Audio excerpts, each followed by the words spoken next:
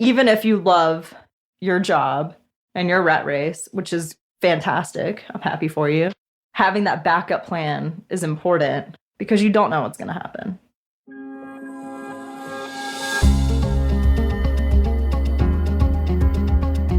Welcome to the On Purpose Investor Podcast with your host, Eric and Tiffany Vogel. We spent several hard years building a rental property portfolio so we could have more time with our family and live our ideal life. Finding your path can be difficult, so we're here to help guide you along the way with lessons, tips, and tricks to design and implement your dream life through real estate investing. Now sit back, turn up the volume, and get ready for this episode of the On Purpose Investor.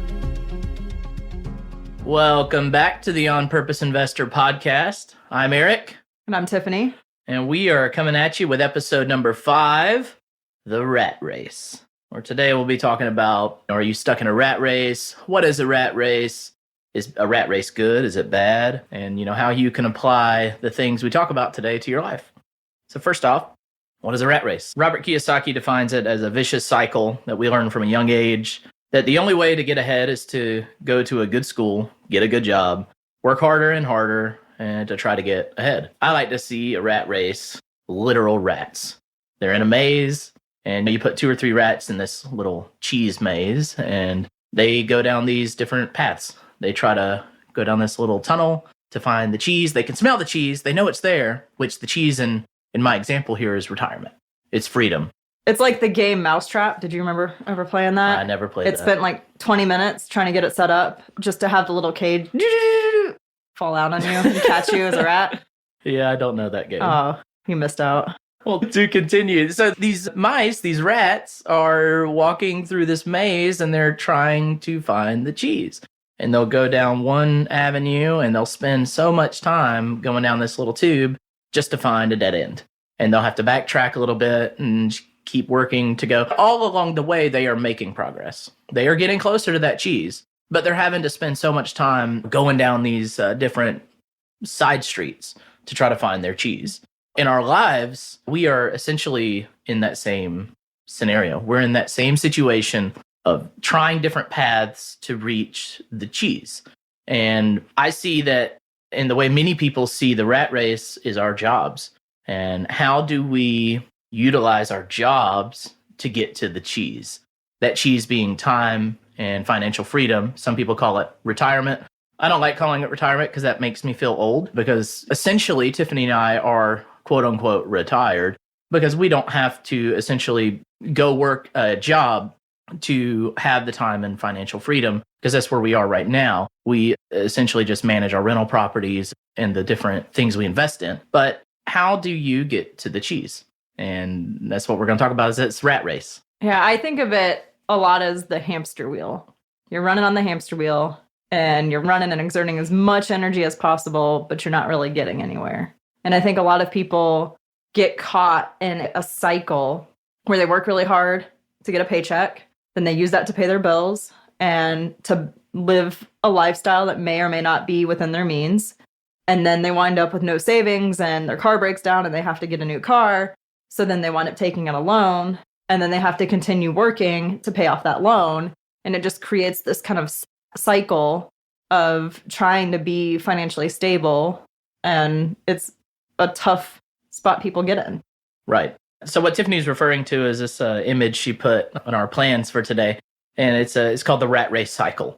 What we'll do is we'll put a link in our show notes to this image so that you can see this image as well. And maybe it's something you print out and put up on your desk, or you put it somewhere you can see it every day to maybe remind you, are you in a rat race and is it good or bad? So at the top of the wheel is work. You work hard for money. And then it goes counterclockwise. You take the income from that hard-earned money and you pay a bill. They're your responsibilities. And after you've paid the bill, you have some money left over to support your lifestyle. Instant gratification. So we take that hard-earned income, pay the bills, support our lifestyle, and live beyond your income. You live beyond your means. So you overspend and you have very little left over for savings. So you don't have savings. You don't invest in a retirement account. You don't plan for your future. And so in order to keep supporting your lifestyle, you take out debt. You get loans for things. This is credit cards, house loans, car loans, just frivolous spending. Well, you got to pay for that. So what do?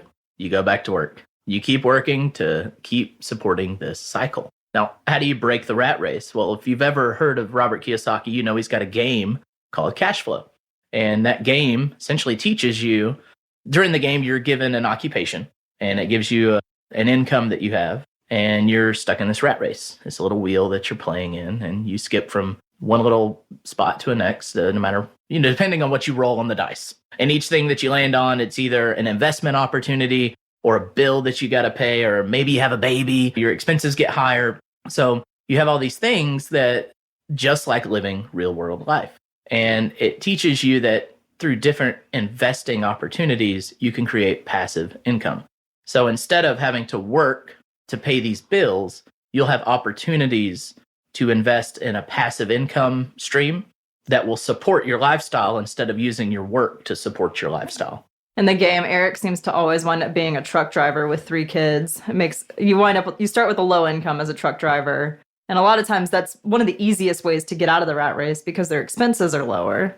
But every kid tacks on more monthly expenses. And it's hard to get out of the rat race in that scenario in the game. I'll be danged if I don't always have some type of school fee to pay. Prom is coming up. Oh, got to shell out another $600 on my $1,500 a month income. Yes. It's a great game. There's also an online version that's free.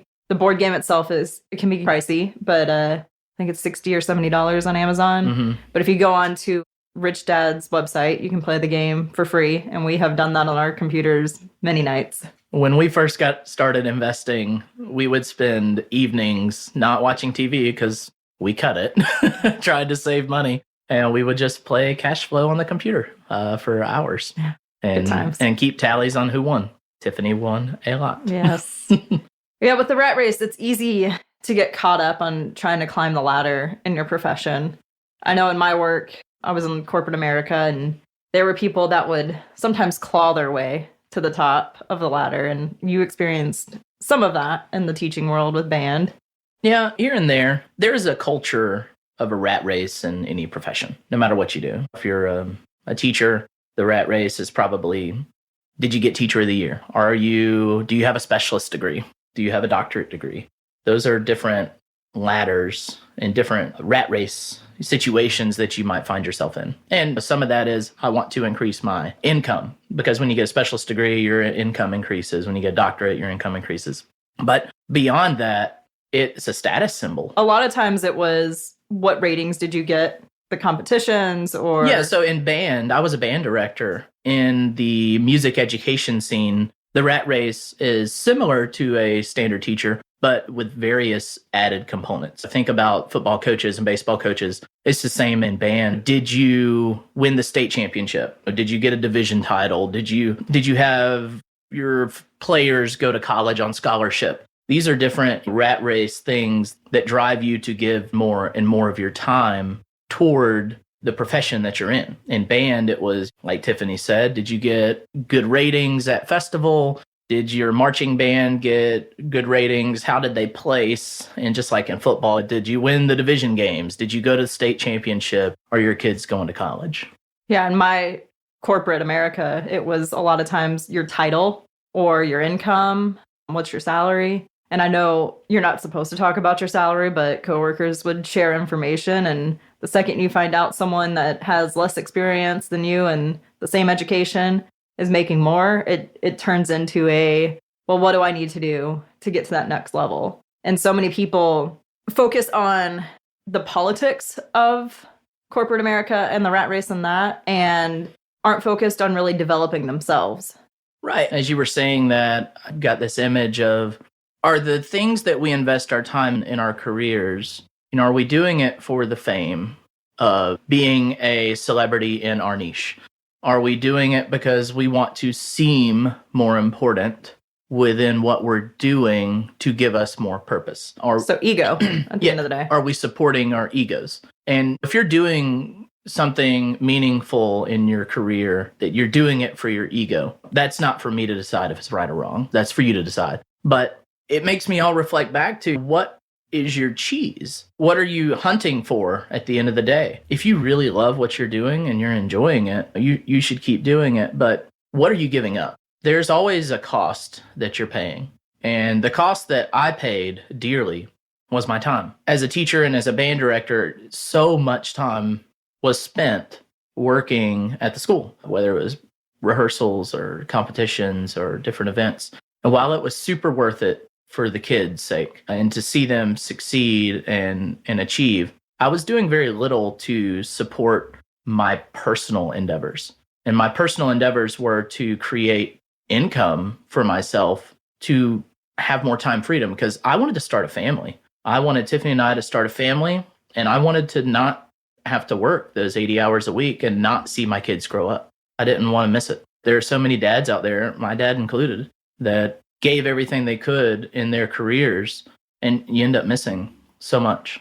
Yeah, I think it falls into some gender roles there with the man provider wanting to provide financially for his family, so he focuses on his career. But there are ways for a man or a woman, but anyone, to provide for their family through passive income and not trading their time for dollars.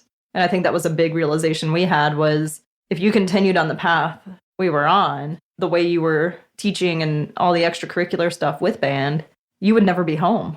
I'd be home a lot less often than I am now. Yeah, for sure. That is a guarantee. And I would likely miss things. Now, to those parents and people out there that are working really hard and are having to make sacrifices like missing concerts or missing baseball games or gymnastic events, I think the sacrifice is necessary for a period of time. The sacrifice doesn't have to be for all time. But you have to make that decision is, are you using the income that you're bringing in to create passive income that will free up your time? Or are you using it to buy that cool new thing? Right. In our previous episode, is being cool worth being broke? That's for you to decide. Or are you willing to make all those sacrifices by missing those events for your kids, for your family, missing family reunions? Maybe you don't have kids and what you're missing is family events. Yeah. We went MIA from our family for about 2 years. Yep, completely.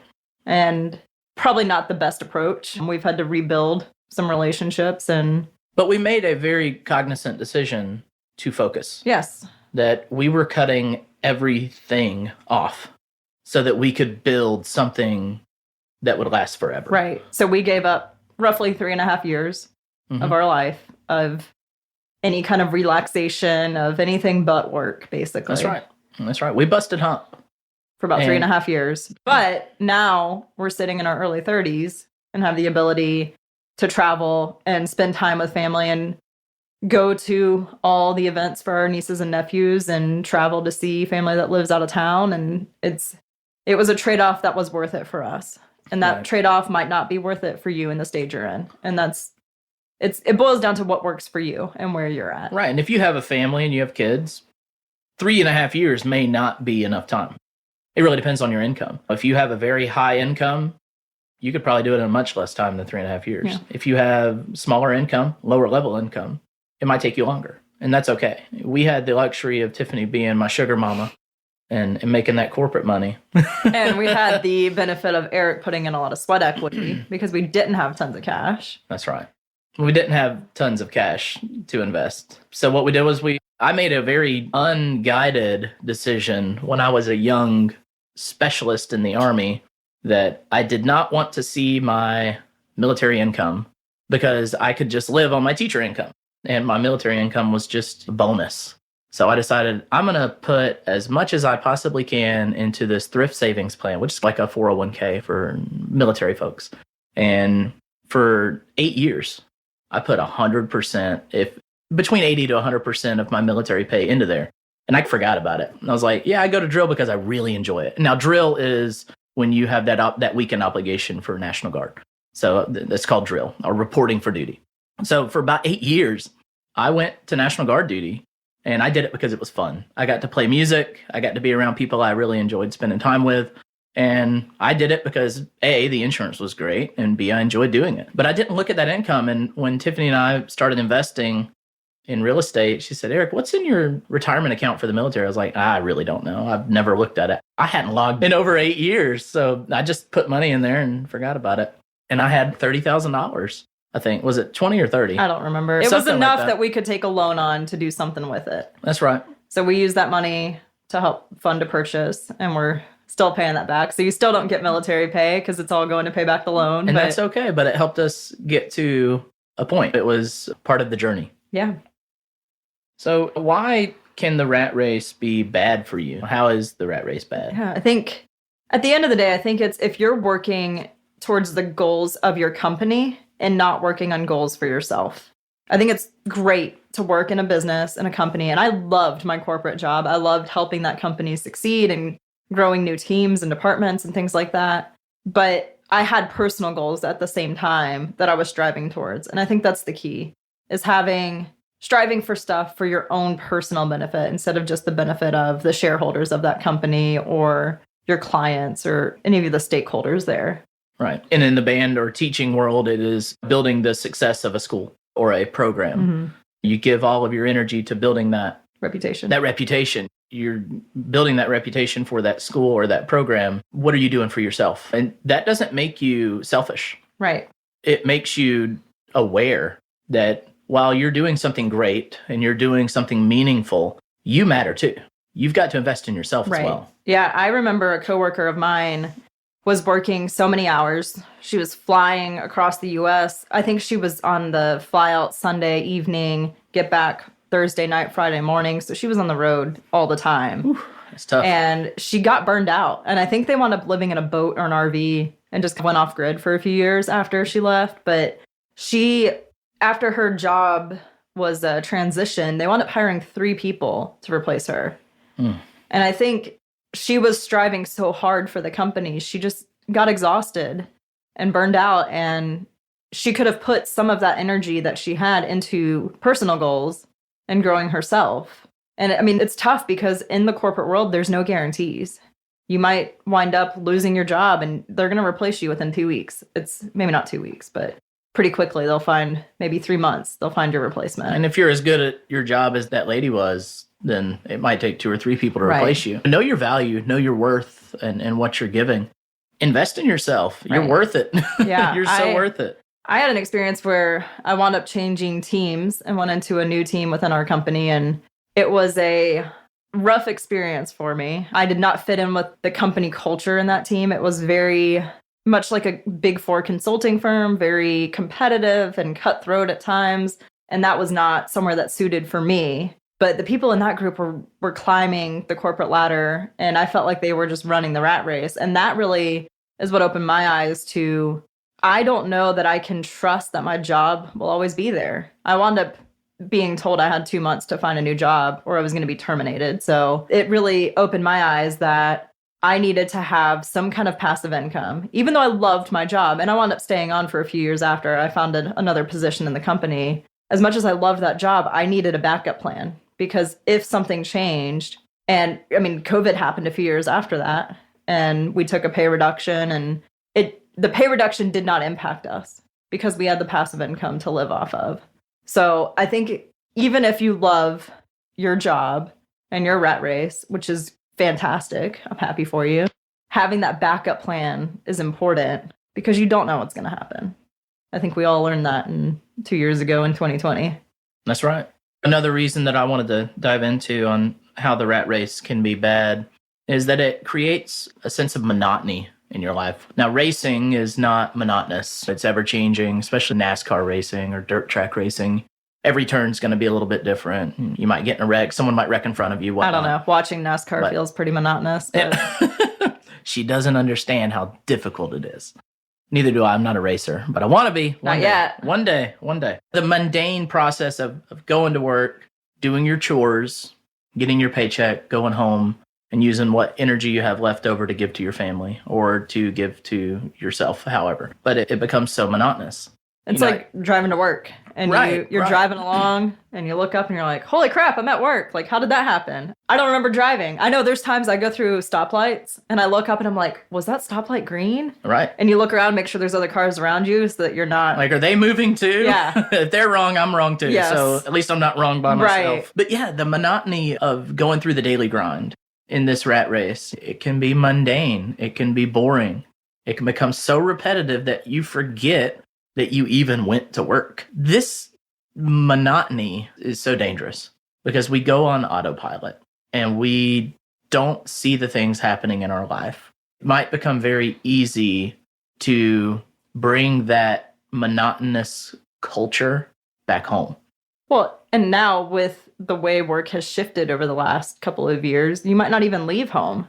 You Right. might not change your clothes for 2 days or skip a few showers and That's not even right. realize, oh crap, I haven't showered in 4 days. That's disgusting. You should shower. But No, but we get caught in this monotonous cycle. You shower when you want to shower. Okay, when you start to smell yourself, that's a good sign. All right, until then, you do your thing. But the monotony of it is the dangerous part, I Yes. feel, because you're not being very intentional, not just about your day, but about your life. Right. And that's when people tell us they see us with our son and they're like, oh my God, don't blink. Don't blink because What it's is going it? to pass by. The days are long, but the years are short. Right, right. I see that here and there because our son turned a year old this past December, and it does feel like it just went by really quickly. But I think we have been so intentional about how we're spending time with our son that it's easy to look back and say, yeah, I mean, I remember those days. Those were long days. Or, yeah, I do remember his first babble, his first word, his first step. I didn't have to miss that. And you don't have to miss it either. If you can create these passive income streams to alleviate the pain of the rat race, you can have more time and financial freedom to be more involved, to be more intentional, to live a more on-purpose life. Right. And whether you have young kids, grown kids, no kids, it's where you're at doesn't matter. It's living a very full life and living your dream life. And you can do that at 20 or you can do it at 80. It doesn't matter where you're at. It's really just being intentional and living a life that is aligned with your values and gives you satisfaction. So that's how the rat race can be bad. The monotonous life, the working for other people to grow their reputation, their business, to your success is truly dependent upon a team of everybody else. You're not in full charge of your destination often. Now, there are probably some circumstances where you are. If you lump it all together, your success is dependent upon everybody else at your company or at your program or whatever you're doing.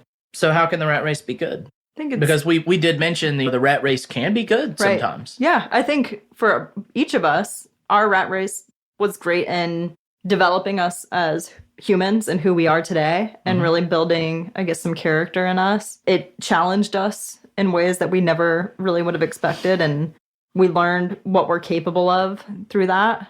We both really enjoyed what we were doing in our jobs.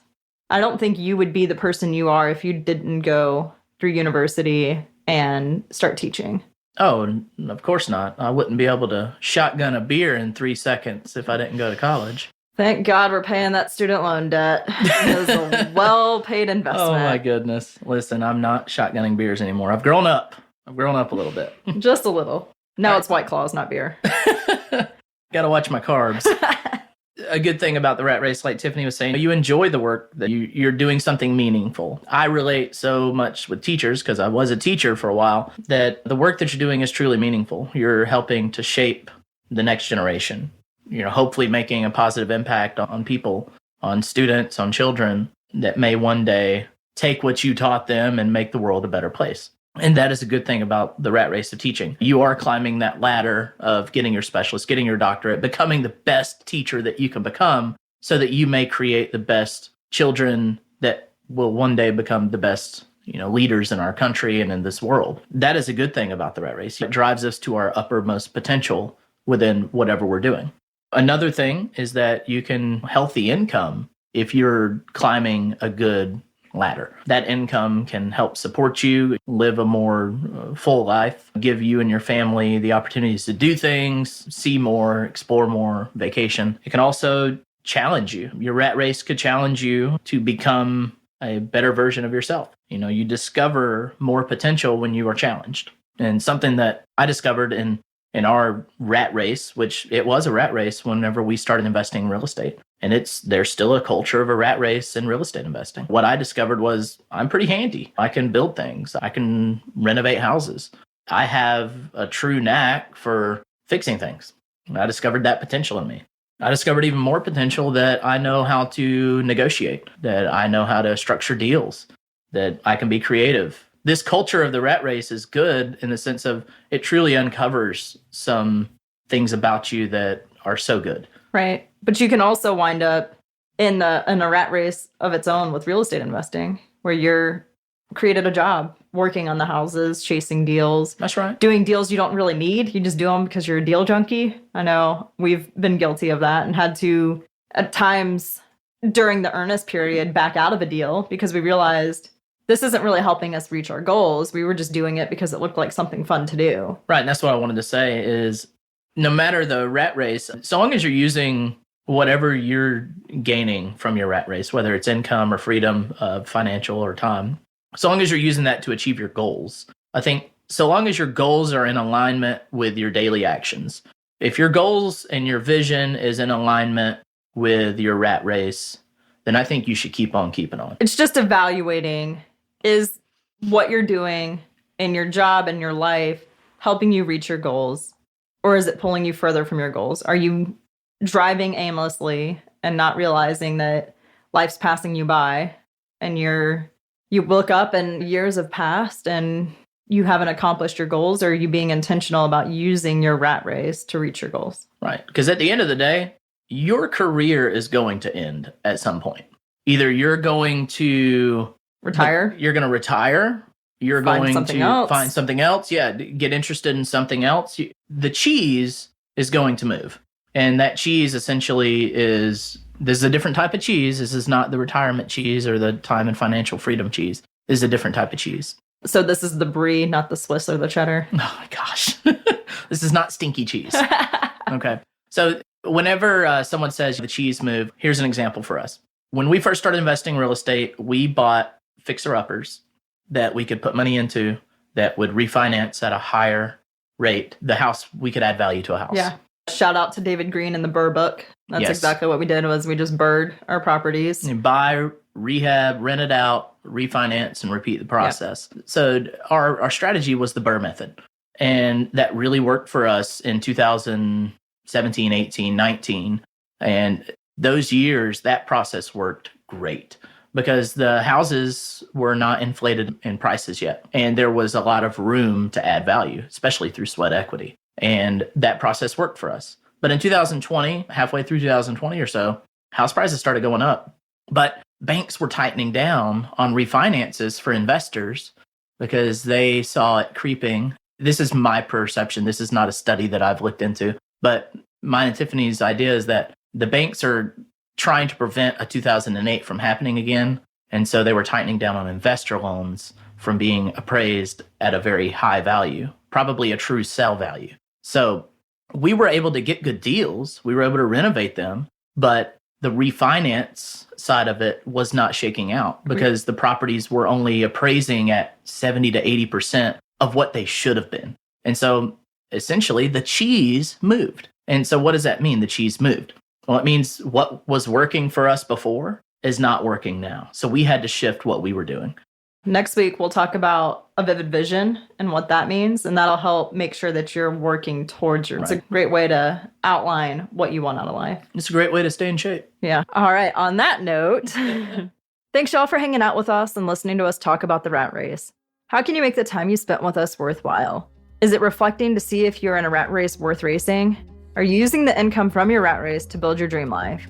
Is it evaluating your goals to make sure you aren't living on autopilot or something else? Don't let the time you just invested go to waste. You only get one life, so live it purposely. That's all we have for you today. See you next time. Are you ready to discover and build your dream life? Then it's time to become a Pathfinder. Head over to onpurposeinvestor.com and sign up for our newsletter to get tips and tricks to help you find your path and get the latest from our blog. If you haven't already, we'd really appreciate an honest review on your favorite podcast app. If you're enjoying this show, share it with friends, family, and fellow investors. See you next time at the On Purpose Investor Podcast.